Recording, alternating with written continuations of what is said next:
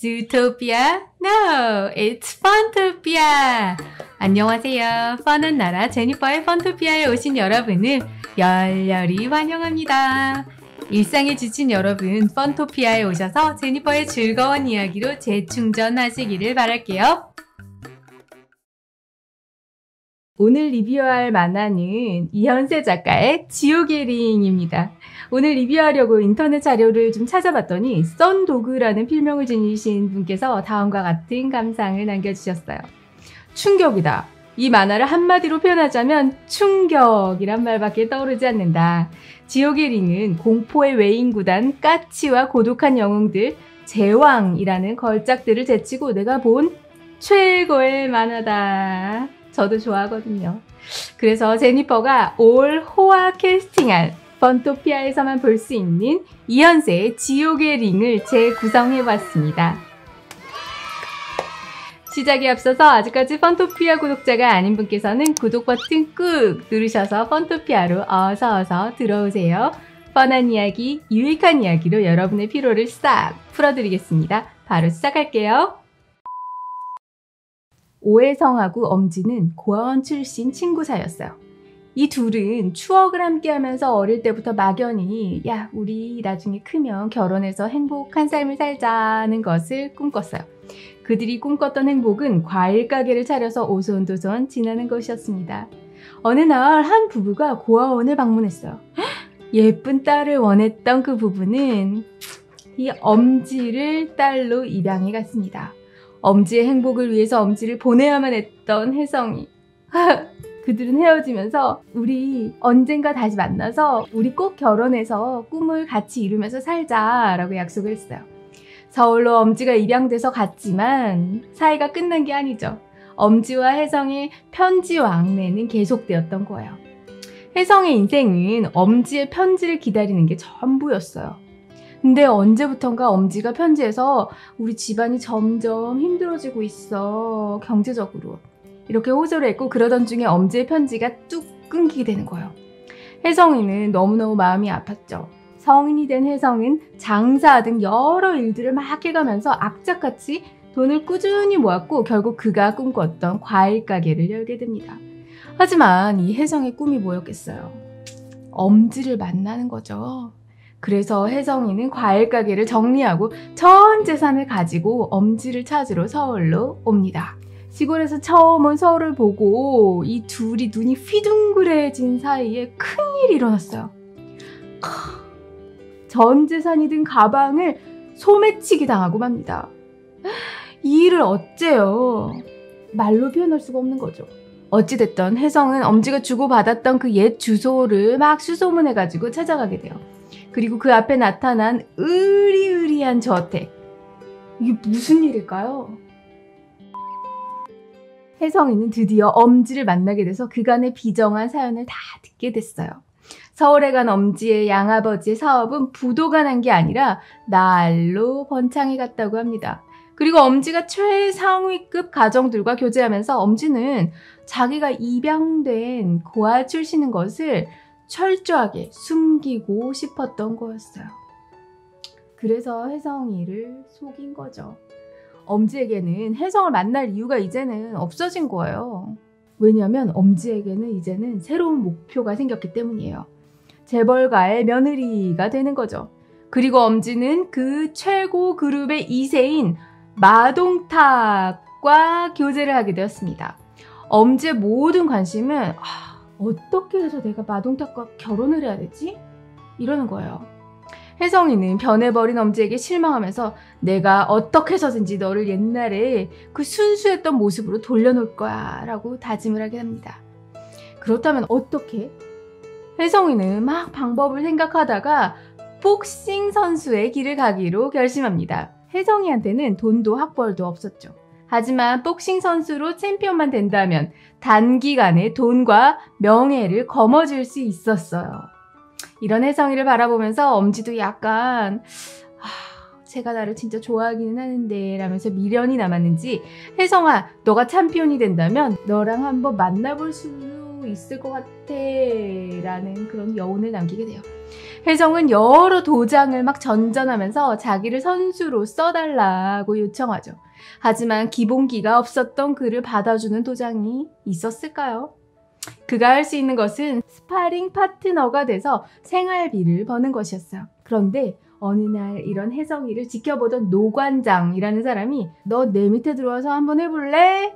하고 제안합니다. 알고 보니까 이 노관장은 최고의 선수가 될 만한 그런 소수만을 골라서 챔피언으로 키우는 그런 사범이었어요. 혜성이는 이 사실을 알고 너무 기뻤던 거죠. 그때 노관장이 키우고 있던 선수는 국상이라는 선수였어요.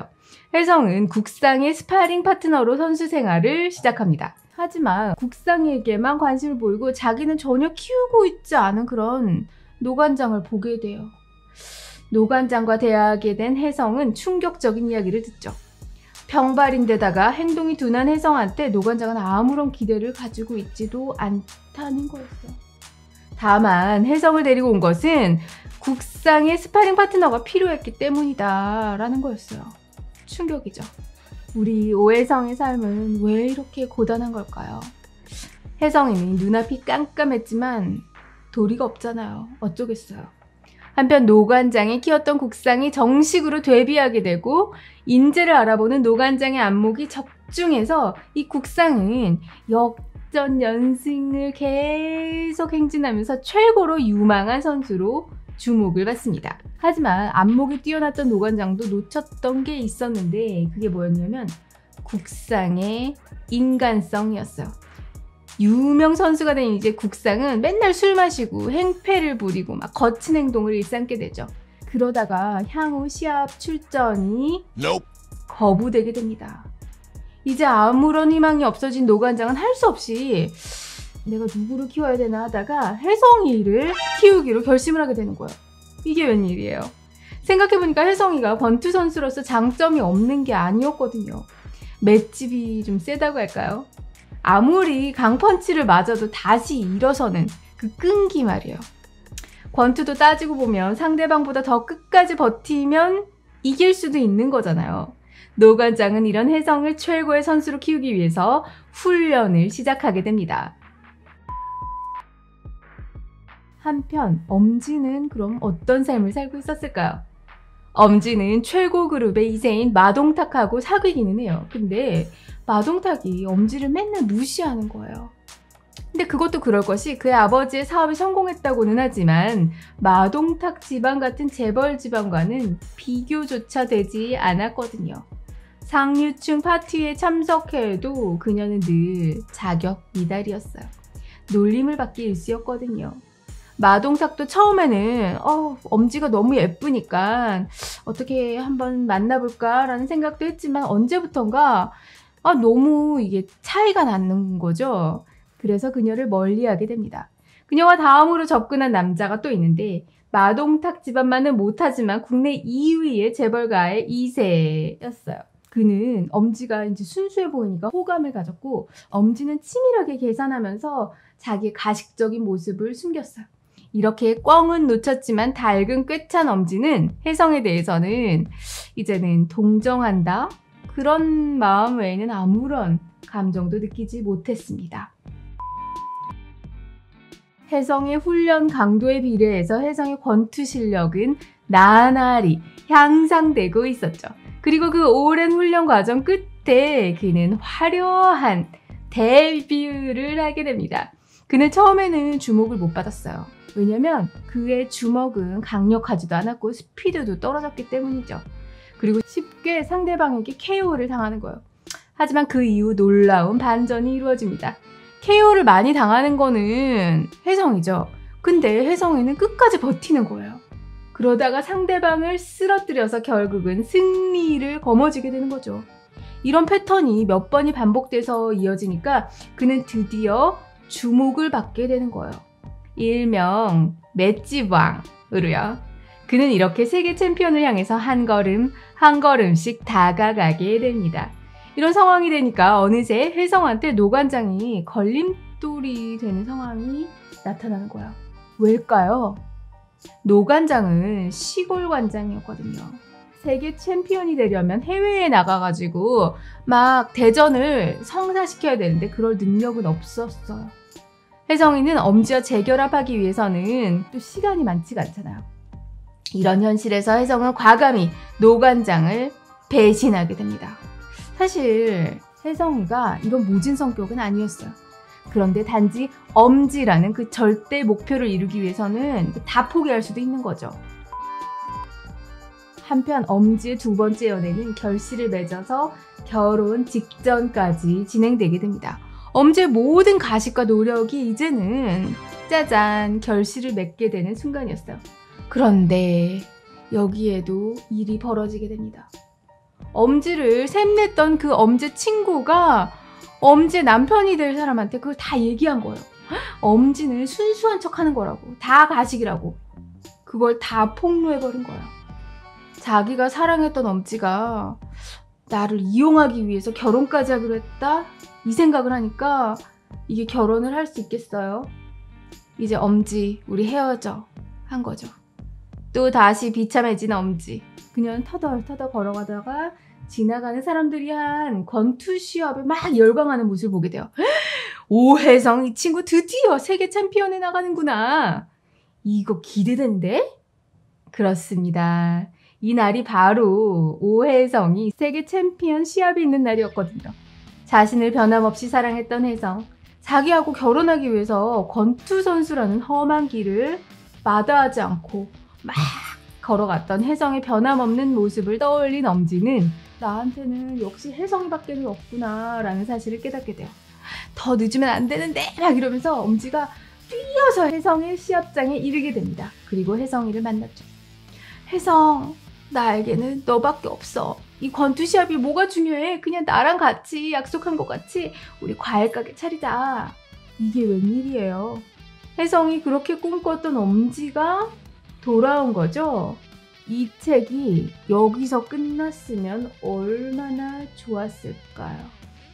이때 그런데 혜성이 냉담해요. 혜성은 생각하는 거야. 엄지, 넌 결국 실패했구나. 고아의 신분에서 최상류 인생이 됐는데 너는 실패했지만 난 이 시합에서 이겨서 나라도 그걸 거머쥘 거야. 이제는 혜성이가 변한 거예요. 그리고 엄지를 뒤로 하고 그는 링 위에 오릅니다. 그야말로 손에 땀을 쥐게 하는 한판 승부였습니다. 이미 이제는 엄지랑은 끝났잖아요. 그런 혜성한테 있어서 처음부터 진 게임이나 마찬가지가 아니었을까요? 전 차라리 이런 생각도 해봐요. 엄지가 시합 끝나고 혜성이를 만났더라면 어땠을까요? 혜성이는 결국 KO 패를 당합니다. 그러나 혜성의 상태는 매우 심각했고 병원으로 이송되게 돼요. 병원에서 혜성은 반혼수 상태에서 오직 엄지야 엄지야 이런 상황이 되고 엄지와 단둘의 면회가 이루어집니다. 사람들은 나에게 맷집이 세다고 말했어. 하지만 나에게 링은 지옥이었어.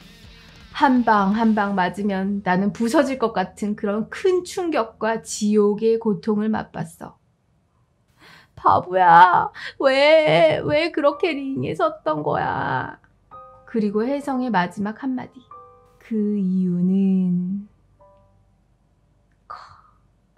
그리고 혜성은 숨을 거두고 맙니다. 혜성은 맷집이 센 것이 아니었던 거예요. 그냥 단지 참았던 거죠. 그건 무엇이었을까요? 무슨 힘에서? 엄지를 만나기 위해서였던 것입니다. 여러분 재미있으셨나요? 지금까지 펀토피아의 제니퍼였습니다. 여러분 영상이 재미있거나 유익했다면 아래쪽에 있는 좋아요 그리고 구독과 알림 꼭 부탁드릴게요. 제니퍼의 펀토피아는 여러분의 의견으로 컨텐츠를 제작하고 있습니다. 펀토피아에서 다루었으면 하는 이야기를 댓글로 남겨주시면 여러분의 의견을 반영하고자 노력하겠습니다. 다음에는 더 재미있고 유익한 영상으로 찾아뵙겠습니다. 감사합니다. 여러분 안녕.